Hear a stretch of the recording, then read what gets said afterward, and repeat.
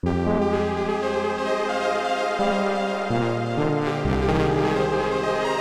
would you do if...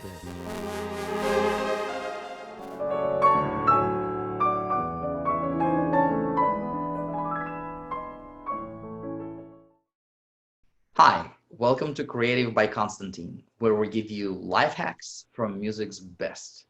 Today, my guest is Bryan Wallick, an international pianist and head of a concert agency in South Africa. And of course, my fellow Juilliard alum. Welcome, Bryan.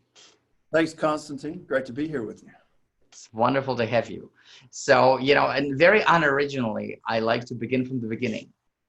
Do you remember what made you feel that you want to be a professional musician? There were probably a few key, experiences in my life that drove me in that direction. Perhaps the first of which being I had a piano in my room when I was a kid. Like my bedroom was the piano room, and so I would always walk past this crazy machine with all these buttons, and would make some noise. And then when I was about 4, I started playing some Christmas carols by ear because they were on TV and I could put things together. And my parents were both musicians, school teacher musicians, not famous performing musicians or anything. But they could hear that my ear was pretty good and I was figuring out some Christmas carols. And so they got me some a teacher. I was 4, and I went to actually started Suzuki. I did Suzuki Method straight away. My dad was a violinist, and he never studied that, but he'd seen a bunch of young kids do it, and so he thought, well, he's got a good ear. Let me put him into Suzuki school. Yeah. And so I was with that Suzuki teacher for about 9 years till I switched to some professors at the University of Cincinnati. Right. And, well, for those who are watching who may not know, would you elaborate on what Suzuki Method is? Yeah, well, because it's a little bit of a controversial method in that it teaches young kids to play very well without necessarily reading music at all.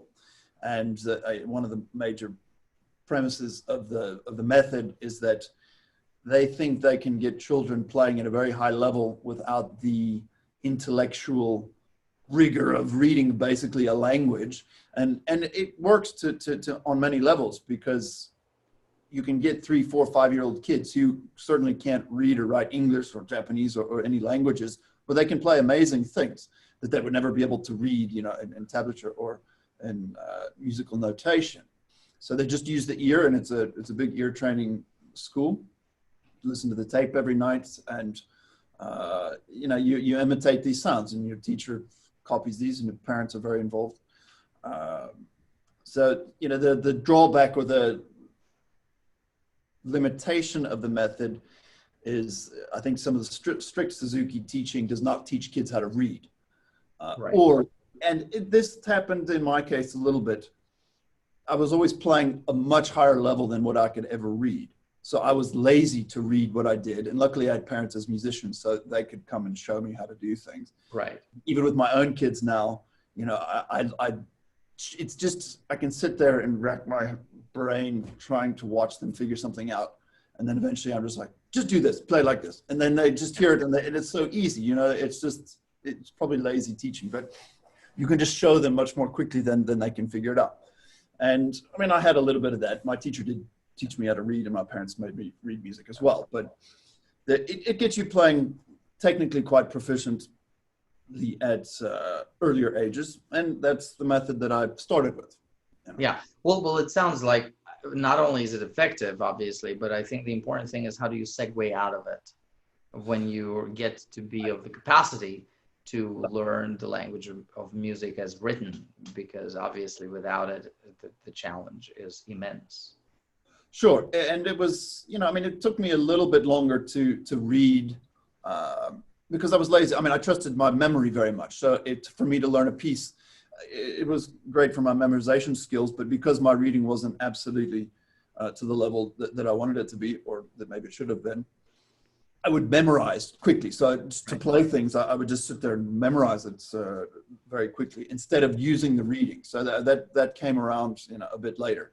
And playing chamber and accompanying and all this sort of work eventually put it together. But I wish I had read a little bit more, a little bit earlier.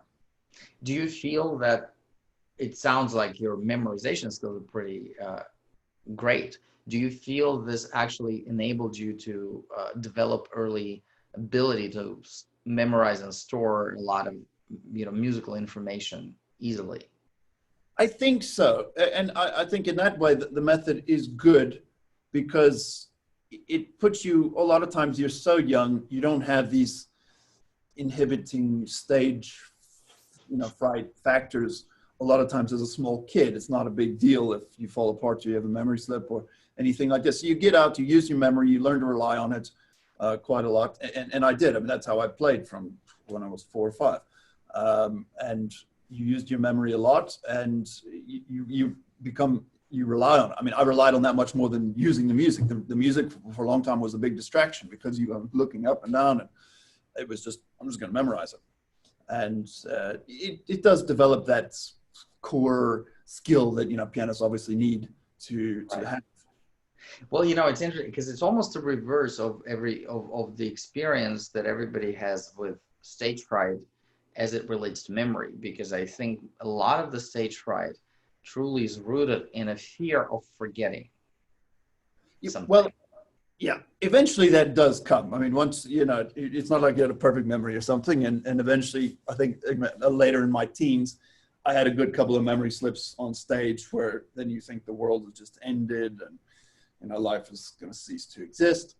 And, luckily some of those were recorded, and you go back and you listen to the memory slip and it's not a big deal at all. And it's a stupid little split-second thing that happens. But you learn from it, and it does drive you then into certain techniques or methods that can help you, extra memorize pieces. And I interviewed you for my doctoral paper where I basically discussed a lot of these things, practice techniques, concert pianist. Yeah, no, I remember very well, but I wonder if you would share with us what are your favorite sort of tools to ensure, or we can never truly ensure I know there's 100% our memory, but there was a good quote of John Browning where he I'm going to put some words in his mouth, but it was it's like 20% of practice is necessary, and the other 80% of practice is insurance. And so it's and I remember sort of an experience when we were talking earlier about the Brahms concerto. That was actually a cancellation concert, and it was Brahms 1. It was with JPO, and the guy couldn't get on the plane, and there was 2 days before the first rehearsal and then 3 days before the concert. And that, of course, is Johannesburg Philharmonic. Yeah, with the Johannesburg Philharmonic. And it's a piece that I do know well, and I played it, but I hadn't played it for about 2 years. And in a certain way, there's like not as much of a fear of memory slipping because everybody knows you just relearn the piece. And it was one of the best performances that I've had of that piece. And I practiced it for 3 days. If I had it scheduled, I would have practiced it for 2-3 months or more, and probably psych myself out psychologically over many things that I just let go, and it wasn't a problem. So in many ways, I think Browning's advice is correct. You don't need all that much practice to control it, but all the things that can go wrong in your mind or that can sabotage your performance, that's what the other 80% of the drilling and working in is there, so that when the brain goes wrong, either from a slip or psychologically or any of the other 10,000 factors that can perhaps come into sabotage or performance, the insurance and the muscle memory of the brain is there, and it kicks in and usually gets you through whatever problem's happening. But also specifically to memory, at the moment, I have a technique that I use, that I did write about in the paper, and I still use it because I find that it's a pretty efficient way for me to check. Mm-hmm. And I heard you talking about it with Antonio, and I think also with Jerome, about this hand separate practice. Yeah. I'm going to join Antonio's side, so we're 2 against 1 at the moment, about the hand separate practice, which I actually remember Antonio talking about hand separate practice once at Piano Fest.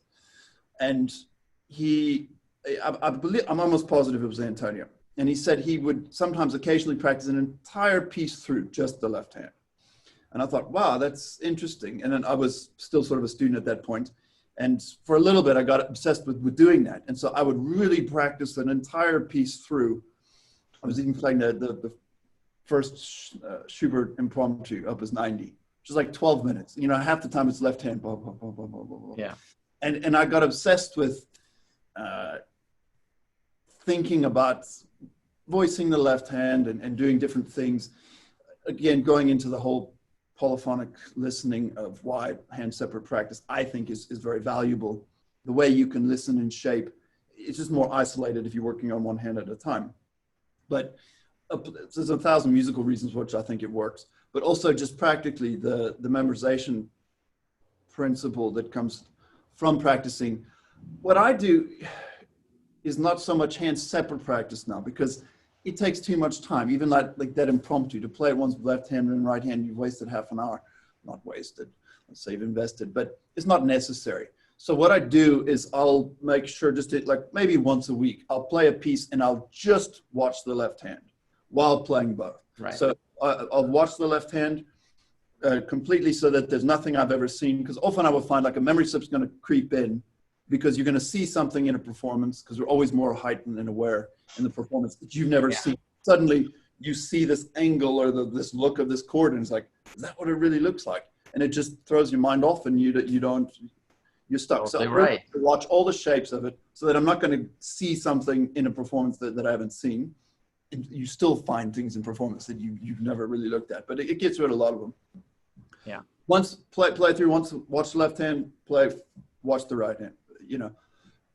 And that's a great advice. I do that once a week. It generally, I know that will get rid of 98% of my memory slips, so then I don't worry about it. Yeah. And it's a quick, easy maintenance that at the same time you can be musical, you can watch. It does a few things at the same time. So yeah. My mantra is like efficiency in practice, which is what that paper was basically about. Yeah. Well, and that's so important. Of course, the Antonio we were referring to is Antonio Pompavaldi, a great Italian pianist and teacher. But it is very, efficiency is so important. And as time goes on, you know, and our responsibilities and lives take over, you know, one doesn't have luxury of 12 hours a day at the piano. Absolutely true. I personally like hand separate. I don't do it all the time and not with all the pieces, for sure. So I don't want people to get a wrong impression that I'm just sitting there, you know, playing left hand and right hand alone for hours and hours and hours. But for me, it's almost like I'm uploading information to my brain. And if I do it in step-by-step fashion, you know, it's more efficient. Then it gets uploaded once and for all. And I know it, you know, and it just sits there. Exactly. That's, you know, and my way of practicing both hands, but really only concentrating on one. I think it also, it works with both sides of the brain, because a lot of what we do, we don't think about it. I mean, when you're playing very fast passages, the second you start thinking is when you stumble and trip up. You can't think. So you've got to have the brain, part of the brain that's on autopilot, where you really don't think. And so in practicing this way, you can have the conscious part of practicing while practicing the unconscious part of not messing up the thinking, and then reversing it. And I find in a performance, often that's a way that allows me to be sort of artistically free. I know that if I need to concentrate through a passage and know where everything is, I know that it's there, and I believe in myself that it's there, but I have the ability to tune into that consciousness of where it is, or I can tune out of it and become more just listening on a higher level of what's coming in or coming out. And, you know, if I panic or I need to like know where something is, I can just quickly zoom back into that. But I try not to do that as much as possible.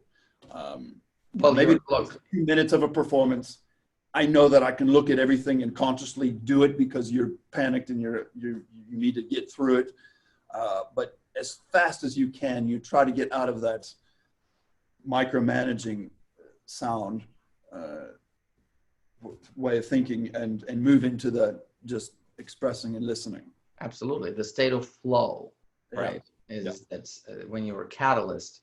of music. But you're just said the key word, is that conscious and subconscious or unconscious playing. In order for anything to flip into the autopilot or unconscious ability to just be there, it needs to be a certain number of hours put in, right? So your muscle memory then takes possession of that music in a sense where you can trust yourself that you know it. I mean, the trust is the hardest part, actually, when you can say honestly to yourself, I know I've learned it.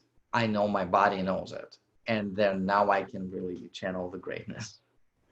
Yeah, and that takes, even in my approach to music, I mean, as a student, often, we try to race yourself and race your friends as to how quickly you could learn a piece and perform it. And it was one of the, maybe even the drawbacks of being able to memorize quickly and learn pieces fast is that I don't always feel that I internally had the strongest conception of what I wanted to say.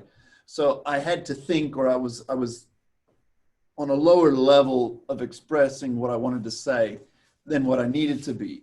And so now I try to not learn things as fast. I wanted this music to go as quickly as it can into that unconscious state where I don't need to be micromanaging what's happening and I can think above that.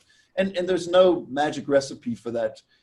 There's efficient ways to get it in there quicker, but you can't rush it. So right. I'm trying to schedule things a little bit more carefully that I can perform pieces that I know or that have enough time that I'm not always scrambling, which of course you can never do, but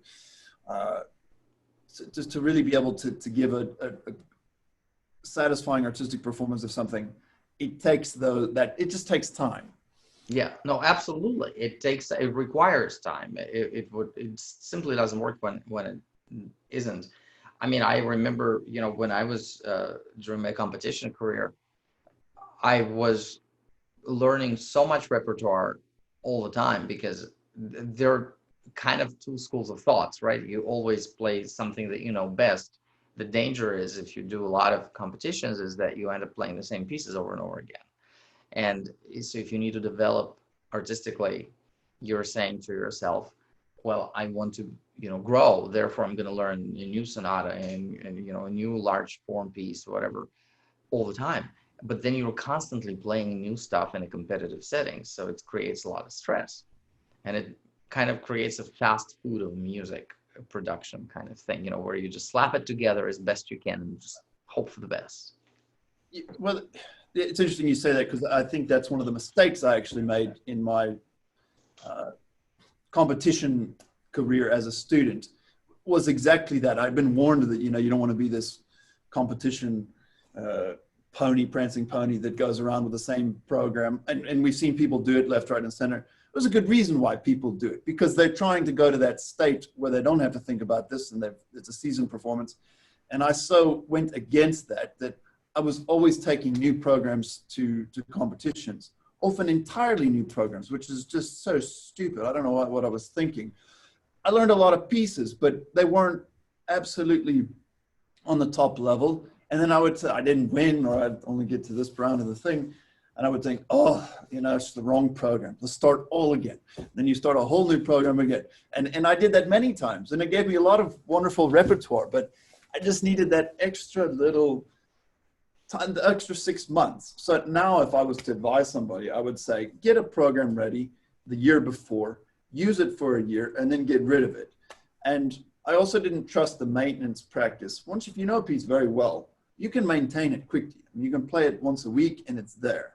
Or, maybe people's ability to maintain a piece will be slightly different, but it should be there if you just play it enough. So get that program ready while spending more of your time learning the stuff for the next season. And I think a lot of concert pianists actually do that. Absolutely. Long Long says he never practices anything he's playing this season on stage. And maybe he can do that. Maybe that's a little bit of an exaggeration. He says he never practices the stuff that he's playing. Well, if you've played in all these major halls 1,000 times, maybe he doesn't have to practice the stuff he's playing this season very much, maybe for 20 minutes or maybe 2 hours instead of 6. Okay. He spends most of his practice time learning stuff for the next season. Yeah. And I think that to find some happy routine of maintaining your stuff that you want to get on stage with, then maybe a bigger bulk of your time to learn stuff for maybe not next month, but maybe 6 months time or a year's time is a more responsible way to use your practice to artistically deliver and feel good on stage yourself with what you're doing. But a lot of it just takes planning, and of course we're bad, and then things come up, concerts come, and you've got to learn notes quickly, and we rush it. And yeah, look, I mean, it's a reality, but it's such a valuable advice to really plan wisely for not for next week or next month, but for next year or two. It is, I mean, that is something that I'm also grappling with all the time. Is but I'm getting better at this, pace myself, give myself space to live with the music. Because even if you learn all the notes and everything, you need to live with it, to really put it through your system for it to become part of you, inseparable part of you. Because I've done things like learn a concerto at 5 days notice and play it. Yeah. It's a good skill to have, and we need to be able to learn quickly, but the artistic substance of that, when I think now, I mean, I'm re-looking at pieces I've learned years ago, and I think, geez, I didn't know anything, or I was missing all of this, probably because I was under a time constraint to learn it and play it. We just need space and time to think about. Absolutely. Now, you're of course now running the piano department in Colorado at Fort Collins University, right? Am I correct? Yeah, Colorado State University. Yeah. Colorado State University. So, you've graduated the next level, as it were, in a large scheme of life, of being a mentor to many pianists. But how do you find, is it different or not? The experience, say, of being a juror, of being, be that a competition or an audition environment, from when you were the someone who's auditioning to now being somebody who is an auditioner. Right. It is different, and I like to think I'm not that old, so I haven't been on the other side of the curtain for that long.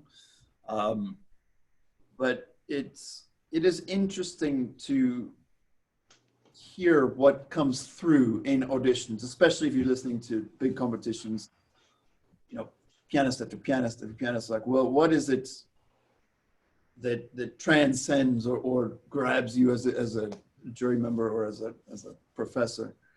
And it's perhaps back to what we were saying, the performances that are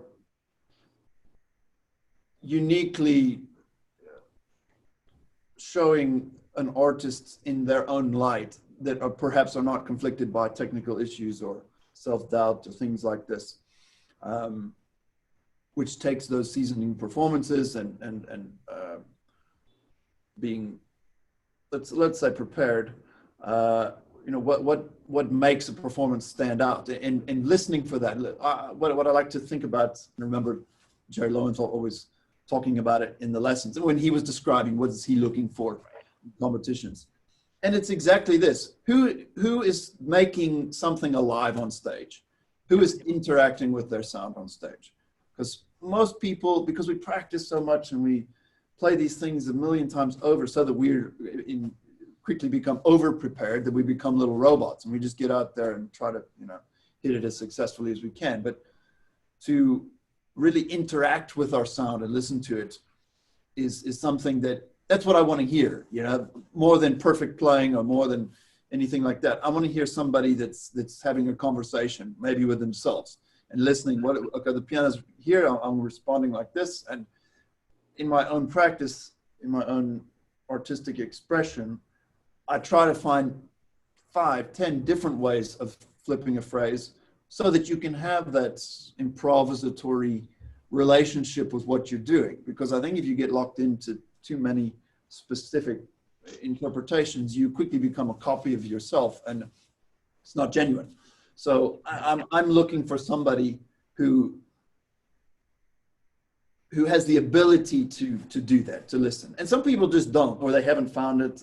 And you can hear straight away if they, I mean, it might be an amazingly polished performance, but there's no interaction, there's no substance. I love what you're saying. And I just want to reiterate the idea of interacting with your sound in real time is so important. It's what makes a compelling performance of any sort, be that a piano performance or a vocal performance or a violin performance, but it's a real-time response to what the instrument is giving you. Yeah, and I love that. And also the idea of having a few alternate interpretations. You know, I always do that. I always say I have like at least 3, if not more, interpretations of each piece based on the piano I'm playing, how I feel, you know, the time of day, my physical state. Because if you don't, if we adhere to just one absolute concept, it's so easy to be thrown off balance. And then, you know, then you're just kind of surviving in a survival mode. We often try to recreate, well, I think it's a danger. I mean, and then we can go into another topic of recording and things, but, you know, if you've had a very good performance of a piece that you've played, and I think it can be a danger that we try to recreate that performance. So you've played in a big hall and it went so well, and you remember shaping this and it felt like that. You know, I have to consciously try, and in my premeditative state before a concert, try to get rid of those ideas, because it's very easy to get sucked into recreating a really good performance that you did last week, last year, whenever it was. And so to really create something new and have that same experience, but not the same experience, you know, have the same creative experience, but not the same technical experience. It's a mindset. And I think if you listen to recordings, which is great now with YouTube, you can hear many of these artists play the same piece quite a few times. And a lot of the great artists, every time it's a little different. They change it, they play it. They're also manipulating and doing different things all the time. I mean, Orchestra is always doing everything just slightly differently. And it's they're in this sort of improvisatory state, always making different music with this, because I mean, we have played these things 1,000 times. So we've got to always be looking for a new way of speaking it.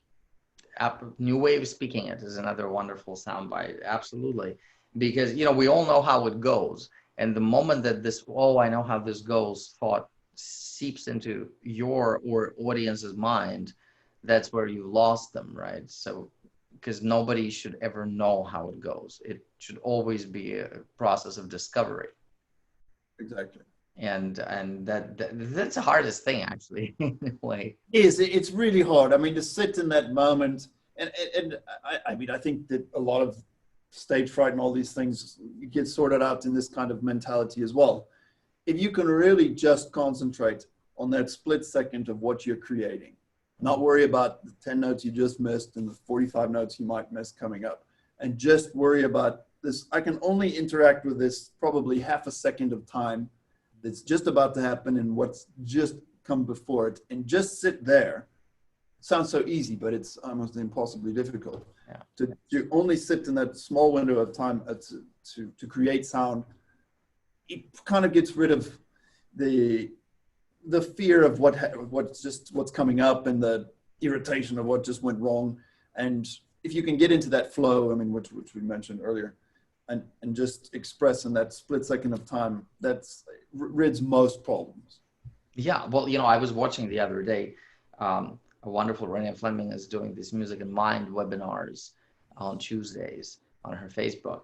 And she had Deepak Chopra on the other day, and they were talking about, well, it's so scientific, and I'm terribly interested in this. So, you know, I really am nerding out completely. And they were talking about meditation, the state of meditation, and that, you know, that music is very conducive to meditation. All sorts of music, whether not necessarily for musicians, you know, for people like for overall wellness and health betterment. Meditation accompanied by music is an important healing tool. But they were talking about this, how, you know, there's this state, in order to be in that state of flow and in meditation, we have to really let go of everything and just be self-aware. But there's a big difference between self-awareness and self-image. Self-awareness is that what a child experiences, you know, when they're just see the world and perceive themselves in it, right? Sincerity of emotion, your feelings, and your sort of where and when. But self-image is what we as functioning people in society project onto ourselves, is how we want people to perceive us. Right. And that stands in a way of, in a way, greatness or just wellness and healthy living and healthy performing, is that control that we want to have over how they see us. And yeah, well, this is where your ego comes in, and we always want to be good or better or things like this. And it's those, everything you're trying to do, you undo by trying to be those things. So it's a real discipline to get rid of those sorts of thoughts and just experience the music. But do you have a routine or something that you do to get yourself in that, you know, as close to a state of a flow? Right. Okay. Well, that's a good question, because it is something I think that you do have to practice. And what I've found to be quite helpful in my own practice sessions these days, and I like to say that I like to think of my practice time as like a science experiment room. You know, you've got to be willing to take chances and try new things and see what works and see what doesn't work. And sometimes you're going to do things which don't work. And I've done plenty of those. But what seems to be a regular formula that works for me is I have to practice playthroughs of whatever I'm playing. The concerto's nice because it's not too long, but especially if you're going to play a 2-hour recital, to be able to concentrate like what we're talking about for 45 minutes, have a break, 45 minutes is difficult. And it's a muscle memory problem.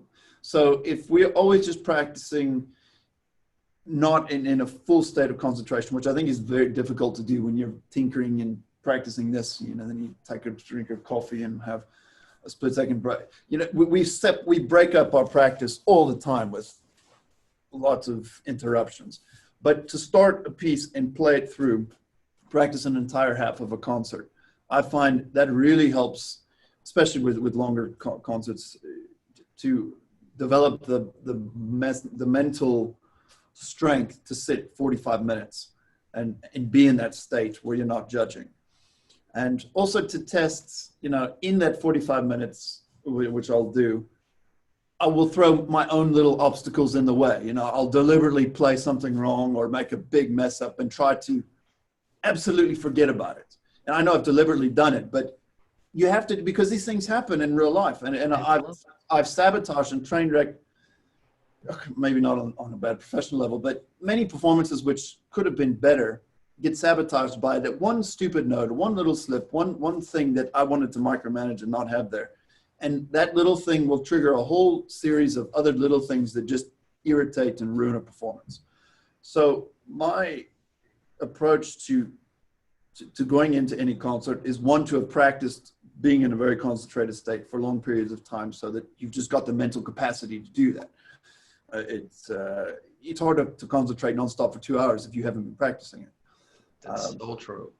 But once you've been practicing it, to not let these little things that come in, basically errors of live performance, and for them to come and again, that just it's an ego thing. We don't want to miss. We want to play perfect. We want everything to sound like it's, you know, perfectly sculpted on YouTube, and it's to not let those things bother you. And it's amazing. Like, I can play concerts where you do have those things, but I was in the right mental state and it didn't ruin it.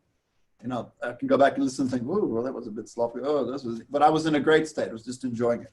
Yeah. Other performances were probably even cleaner, but I was in this practice mentality of cleaning.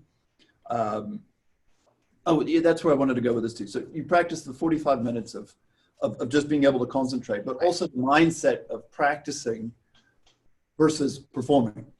And in this 45-minute performance or whatever you're going to play through, you have to be in this non-judgmental practicing state, because often I can creep back into the practicing judgmental mode, which we have to do to fix things and change and to correct. But if you're in that, anywhere near that state of mind on stage, it can become a disaster.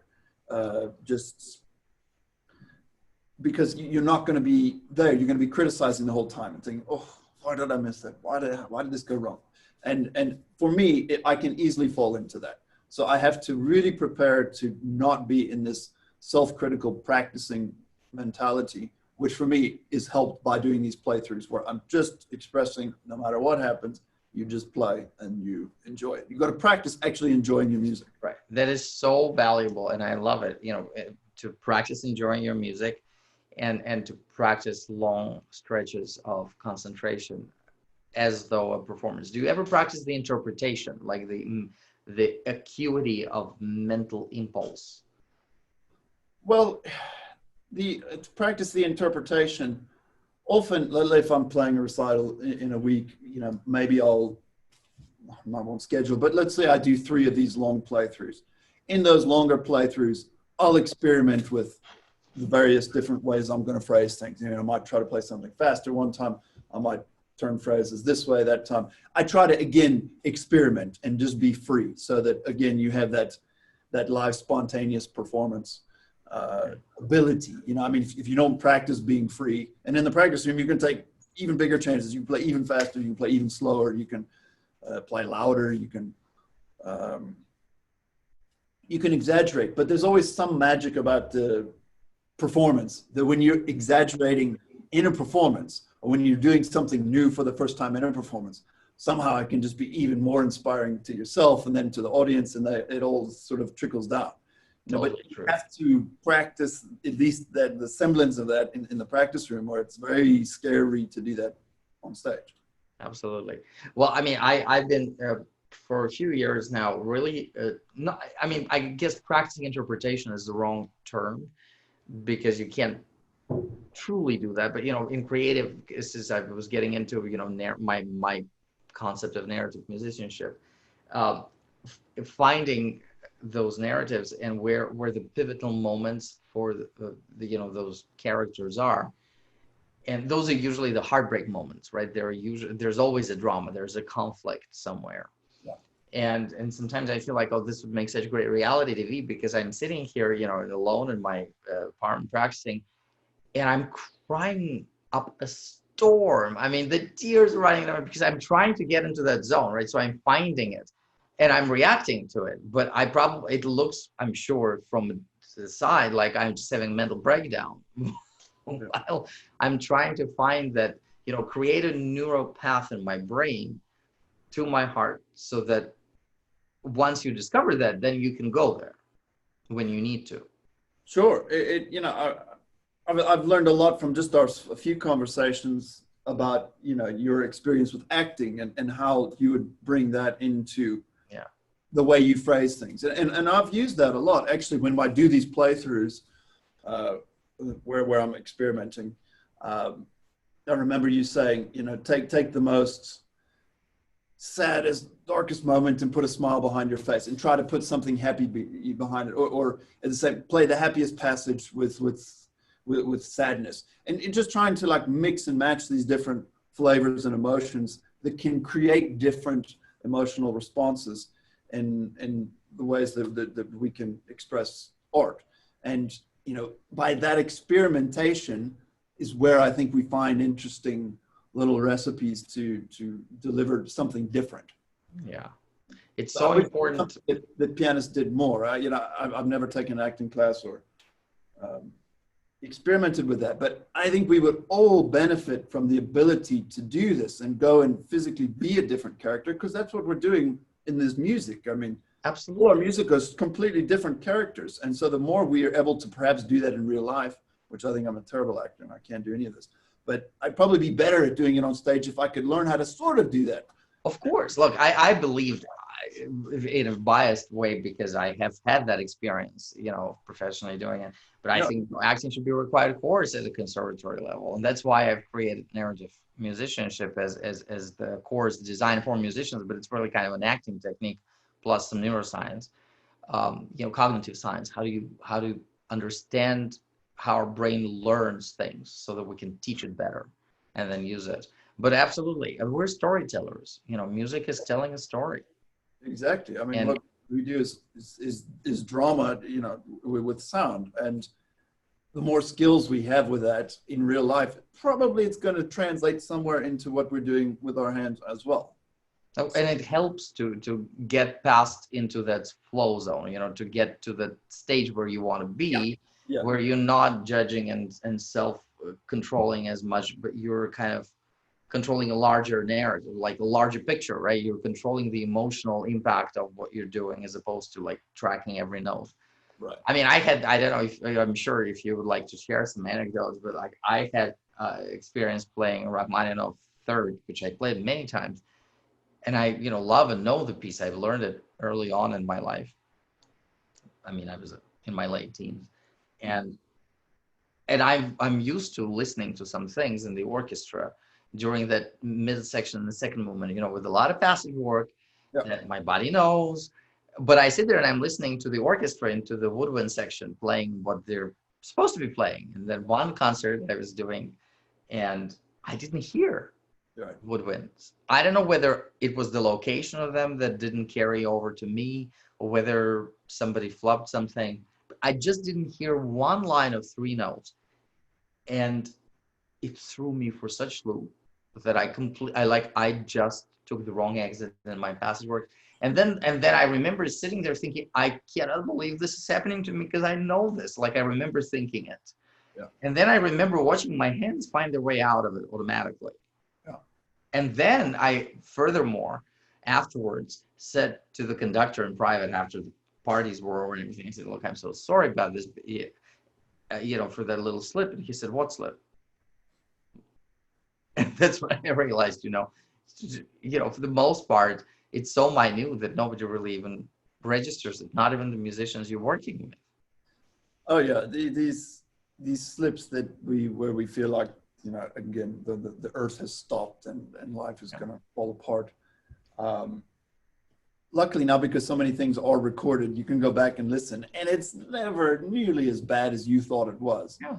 You know, but the problem is the heart suddenly pop, pop, pop, pop, kicks and the adrenaline goes, and, you know, you feel like you got to run or you got to fight, and it just, you know, exaggerates the whole experience, you know, 10 times of what it actually was.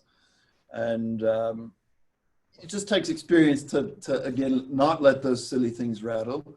And the other great thing about YouTube is it happens. Like, actually, I think exactly that passage, there's a long recording where he's playing with some orchestra. I think it's in China or something. And they get a whole beat off in that section, the fast section there. And they're a whole beat off. And I think through experience, he knows there's no way to fix it. So he's just merrily playing away with his nice little smile. And he's a whole beat off, but there's no way to fix it, because if he tries to fix it, it's going to crash. So the entire section, and you probably go and find it. I'm not sure where it is. Yeah. But I learned a lot from that experience, because if you can't fix it, you just go on, you keep playing, you'll come right. But if you stop and panic and try to do something unnatural, it's not going to work.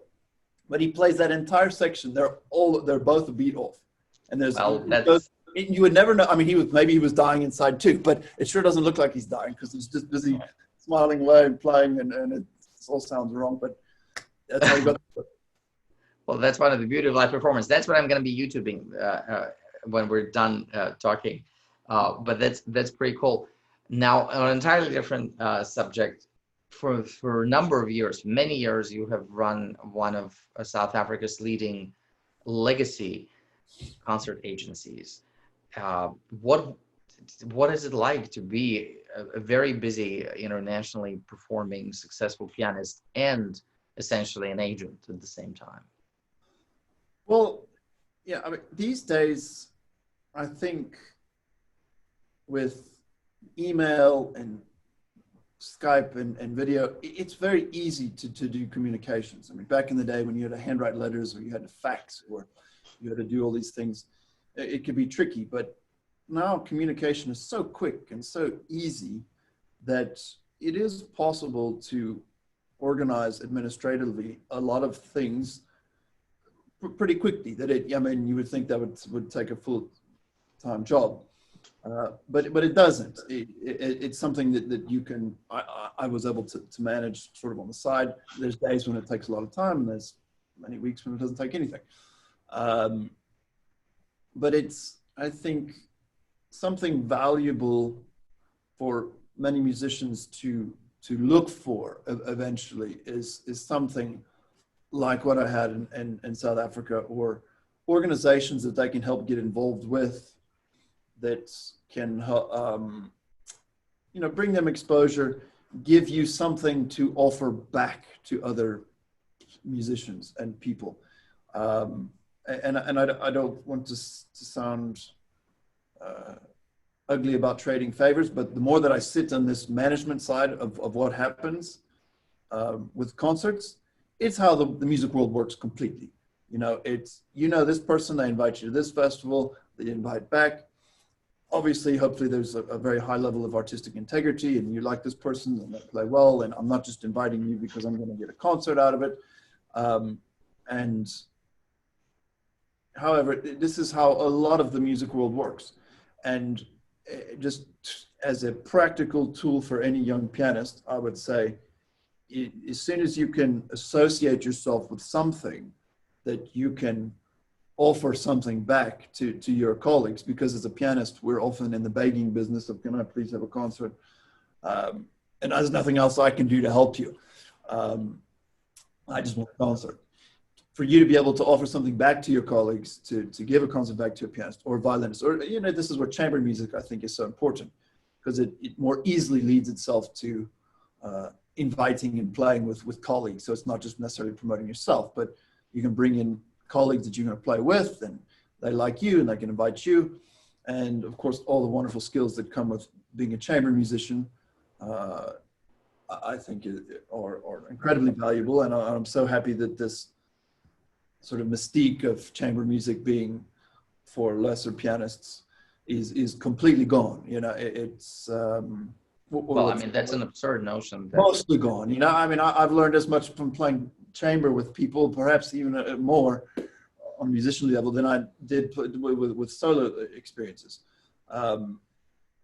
The interaction that you get from playing chamber, for me, organizing chamber, it just puts you in a musical society and community in a much better way. So I would say for all solo pianists out there that think practicing 2 more concertos is more important than learning a couple of violin sonatas, I would say think again. I would say get learn 1 concerto, but learn another violin or a cello sonata as well, or trio or quartet, because very likely that piece is going to give you a lot more exposure and musical experience than your concerto. If you happen to be a pianist that is good enough that can play concertos after you're the age of 30 and there's no more concerts anymore for competition winners, great, but many of us won't be. And so the chamber music is a bigger avenue where you may still be able to play and make contacts. And well, that's also where a lot of the work is. I mean, yeah. I happen to love chamber music, and genuinely so, even though I don't do it in an overwhelming amount, but as from early on, it's a very big thing in Russia in schooling. So we just had a chamber music that you would just get kicked out of school if you didn't do. So like you had to do it. Right. But I had a right pairing with the right teachers, and my immediate besties at the time were all instrumentalists. So we just had a blast playing together. So I OD'd on chamber music in a good way. Like I overperformed the requirements. In other words, you had to do 3 to 4 chamber music ensembles per year, and I did like 6 or 7 because we just had so much fun together. But it comes in so handy, because once you have that, so many gigs literally come from it, because it's when you work with other people, and if they need you and they like to work with you and they know your stuff, right, they're going to ask you. If they know you don't know any of the repertoire, you're probably not going to be the first person on the list to be called. No. And so, I mean, developing the chamber aspect of a young pianist solo career, I think is very important today. And you know, going back to the management side of things, it's also helpful to just know more people out there and hear what other people are doing. I mean, the piano world can be very insulated. So like, we know what's happening in the piano world, but I mean, I didn't know what violinists in Europe were doing necessarily before I got involved in this. I mean, now I know a lot more about what violinists in Europe are doing and cellists. So the sooner I think pianists can break out of our own little cocoons of our world, everything just gets better. You know, I mean, what we do is very important and very exciting, but it's just even more interesting to view it from the context of everything else that the music has to offer. Of course, I mean, we're citizens of the music world. I mean, we exist in a fraternity. We don't just sort of live on the top of the Mount Olympus. Now, you're still, of course, running the agency, even though you now relocate back to the United States. So for those of our viewers who don't know that, of course, you know, you're an American pianist who lived a decade and a half in South Africa. Just to recount that wonderful story for me again. Yeah, well, I mean, it was not exactly the country I was. I would probably advise anybody, you know, sort of to move to. If you're going to be a concert pianist, don't move to South Africa, other end of the planet. But in many ways, I think it's a good lesson, or it was a good life lesson for me, and perhaps can be a story and inspiration to a lot of pianists, because many pianists, once they're done with school, they're not going to know where they're going to go and what you're going to do. And I mean, I didn't think going to South Africa was exactly in my cards at all. But you can make something of any situation. It's I didn't know, but there's actually quite a big musical community in South Africa. I got involved in it. I met a lot of nice people. I played wonderful chamber music with wonderful South African musicians, wonderful international musicians that were able to come in. And I was able to grow and learn as much or more from as being a musician on the other side of the planet as I possibly could have been. It's a smaller university in Arkansas, which if I'd have gotten a university job there, which is also completely fine. There's nothing wrong with it. But yeah, I think the world is so small these days and so open that you can really do what you need to do from anywhere. And it's as we were saying for the agency, I'm still running it. That's the other great thing about the internet. Yes, I can do and connect with everybody online. I can book the flights on websites. You know, I can organize the entire tour from my computer, sitting while I'm traveling to play my concert. It's not that difficult. So it's. But I know, and if you don't mind my sort of pulling at maybe a bit of a personal life experience, but your going to South Africa in the first place was a typical trajectory of a brilliant young pianist applying to a very important international piano competition. And yes, yes, you beat me. Well, you ended up having a life-changing experience. Well, I had, but in a grander scheme, probably in a smaller way. Yeah. Because of course you met your wife. Yes. While you were there. Yeah, exactly. So we did the competition together, and then I ended up practicing at what was to be my mother-in-law's house, and that's how I met my wife. And yeah, I mean, life has all kinds of interesting twists and turns that you would never expect. It is so amazing, and because I mean, I always quote that story to my friends who are, and people when they ask me, should I do competition? I say, you really have to be go into it as prepared as you can, but with an open heart, because you really never know what you're going to take out of it. And for instance, my buddy Bryan ended up meeting a love of his life and having a beautiful family and moving to a different part of the planet because of applying to this one very prestigious competition. But I mean, that's just such an amazing story, because competitions are competitions. It's there's always a next one, and there's newer winners, and as we're all appreciative of these honors as we are, but it's like Academy Award. You win it, you're in a headline everywhere, and then next year there's next one, and then 5 years from now people won't remember. Yeah. Right. But your life has been I mean, improved and changed in such a meaningful way because you just randomly went to a piano competition. In a random piano competition in South Africa. Yeah. So, you know, and I think you just have to roll with life and the experiences that it gives you. And luckily with music, in some ways, it is quite flexible. I mean, you can be a musician in many different ways. And the sooner you get out of the mentality of, oh, I'm going to do this and win this competition and have this concert and these managements and play the world. Like, you know, nobody gets that. There's such few people that ever get that. And we also change over time. I mean, that's the thing. People that have that don't appreciate it. They a lot of times, especially now, that they get it so young, they haven't lived, they don't know.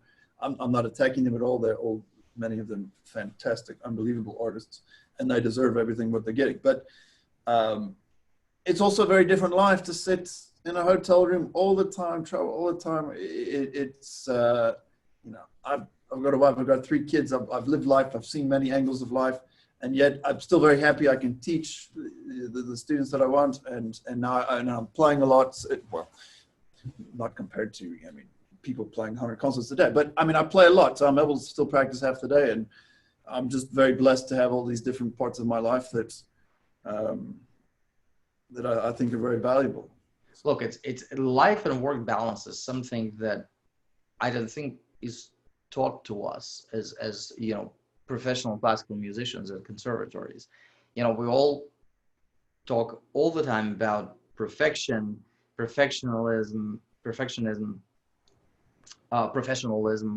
and, you know, just getting better, which requires more work. So in other words, all we talk about ever is working more. Yeah. And at some point, at least for me, I began to ask myself, well, I mean, what is happiness to me? You know, am I enjoying every minute of every day? Because at the end of the day, what is really important, right? What is it to be happy? Of course, we, as musicians, we want to play and we want to be creative and be appreciated and be heard.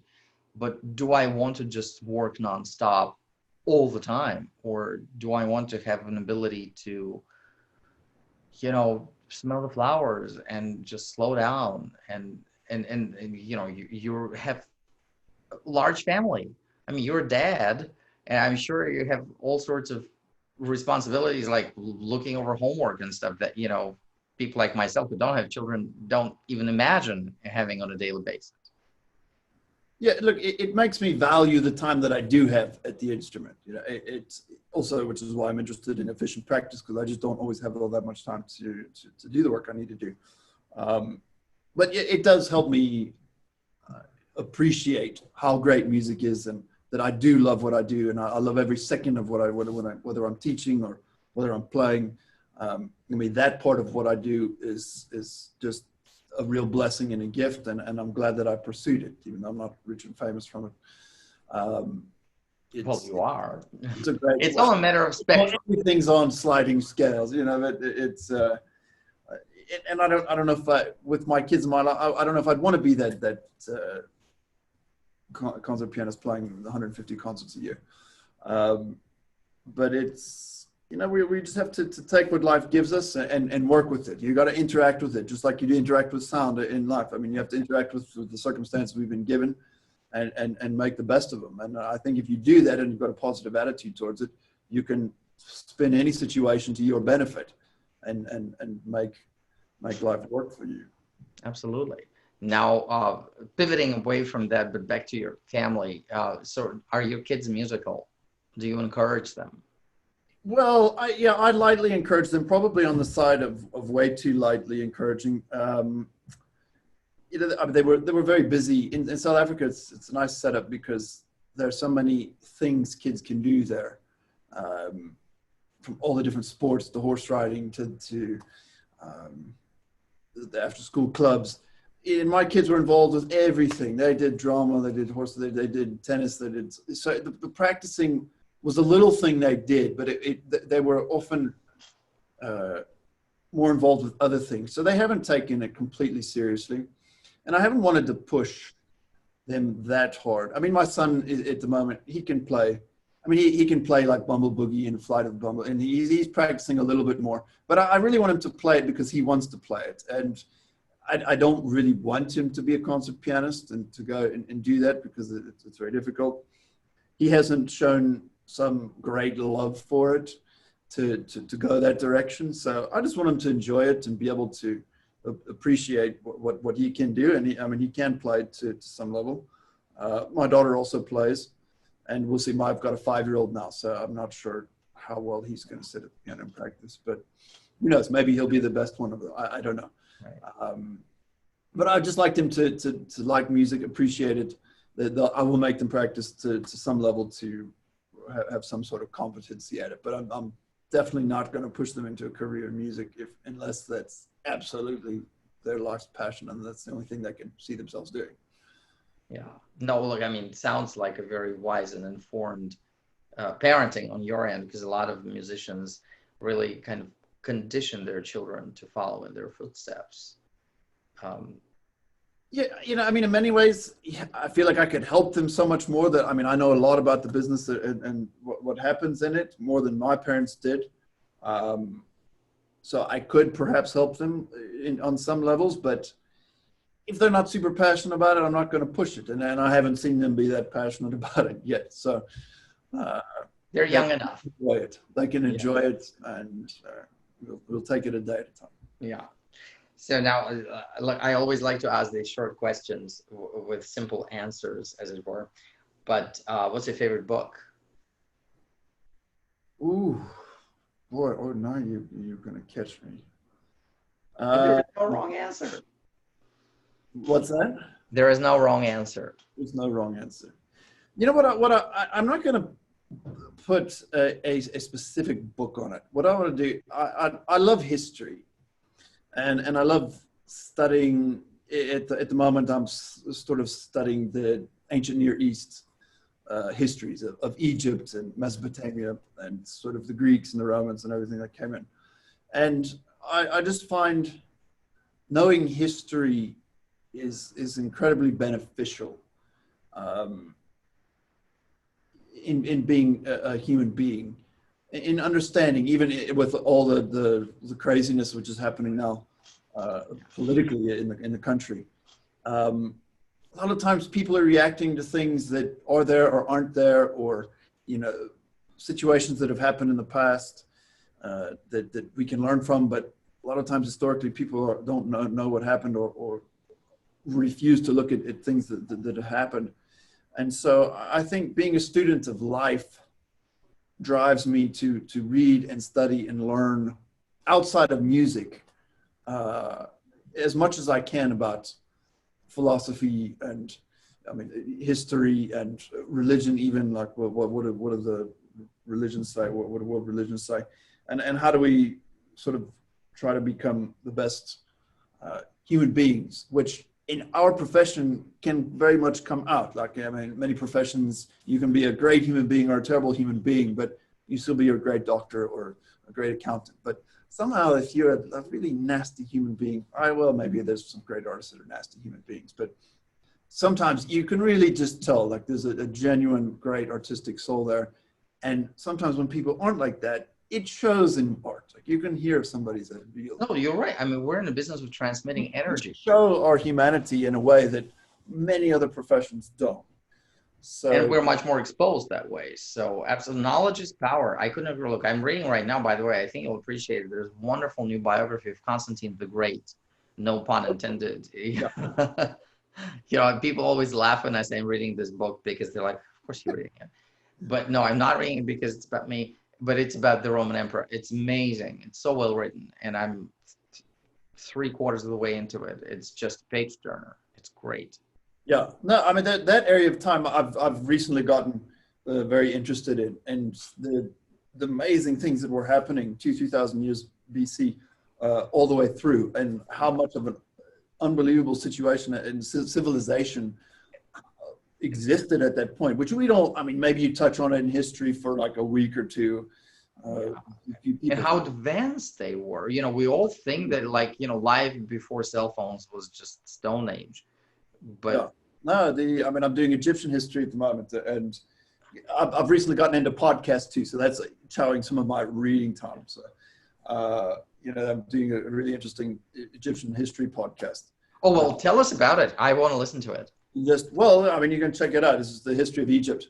If you go on Apple iTunes, you can go and check it out. But if you see all the ideas and the culture and the flourishing life that existed in Egypt, 2,500 BC, from the Old Kingdom all the way through to certainly into the New Kingdom stuff, which exists, 1,300, 1,200 BC. Yeah.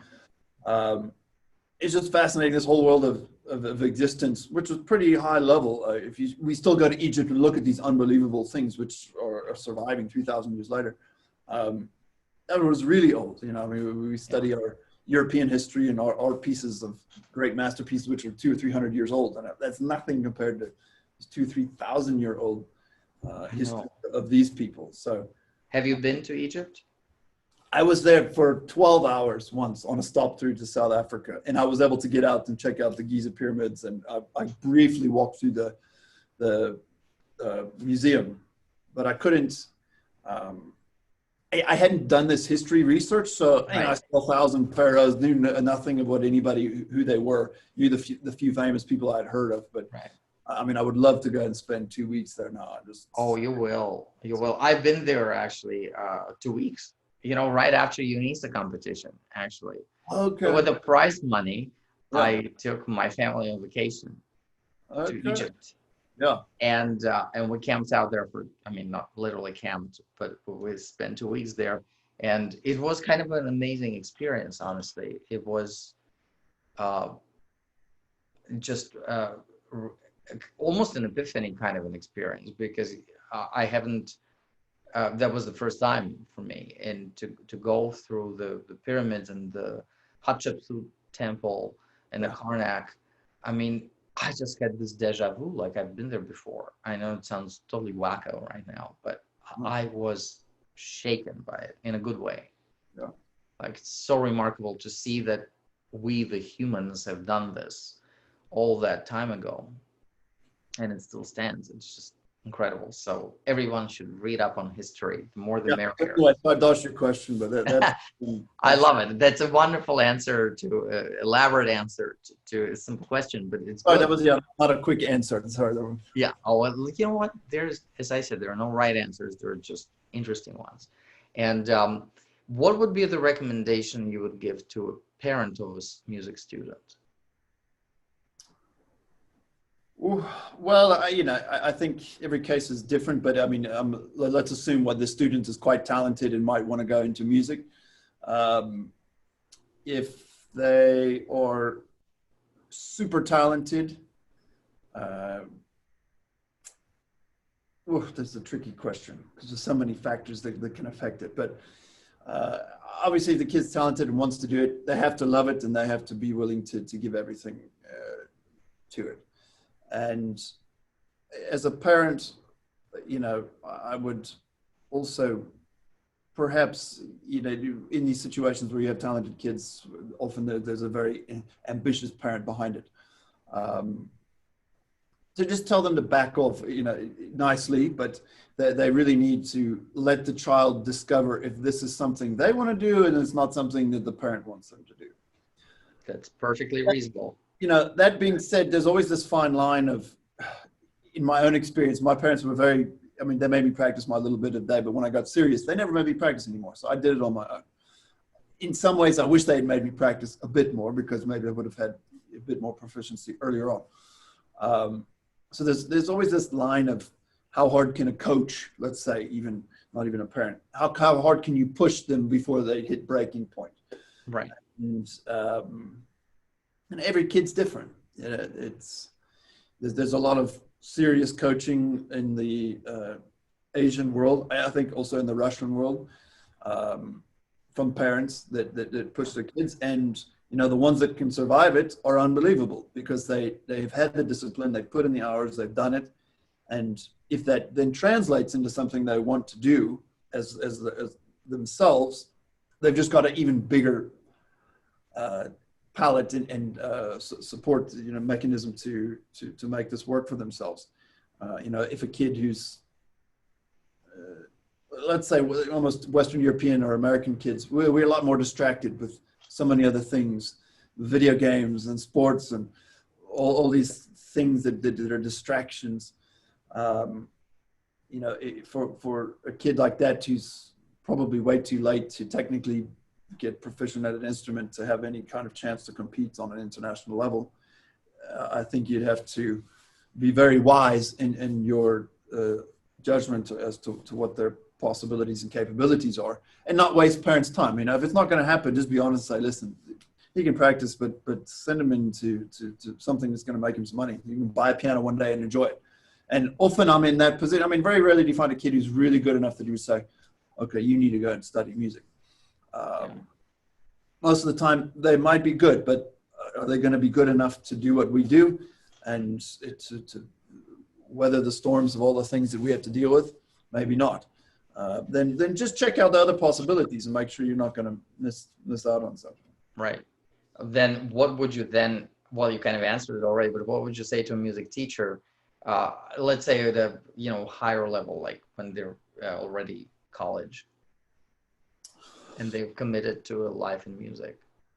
I would just tell them that enjoy it. You know, how many people I've met in my life that make a lot of money or have big jobs, and, you know, as a musician, that most of us don't have always that much money, and many of us are living paycheck to paycheck, or not very much above that.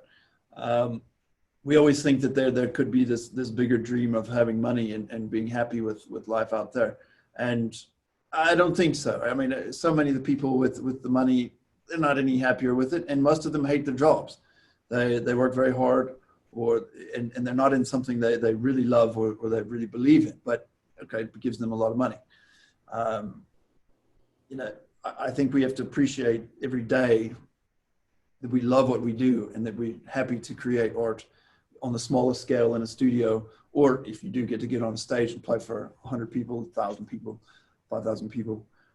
It's a great gift and a great opportunity to just experience a side of life that is wonderful, and that they mustn't take it for granted. Yeah, absolutely. And what would you say to yourself at 20?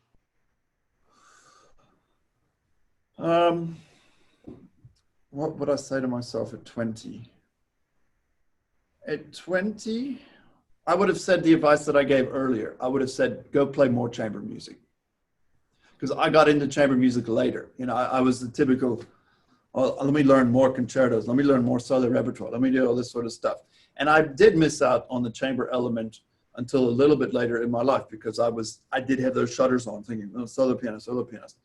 And it's a lot of my success later on now in life and doors that have opened for me have been not because I had so many concertos in my belt, but because I went and I learned a lot of the violin sonatas. I learned a lot of the cello sonatas. I played this chamber, and now that's gotten my name out in a much more powerful way than having played 15 other concertos that I haven't played in years.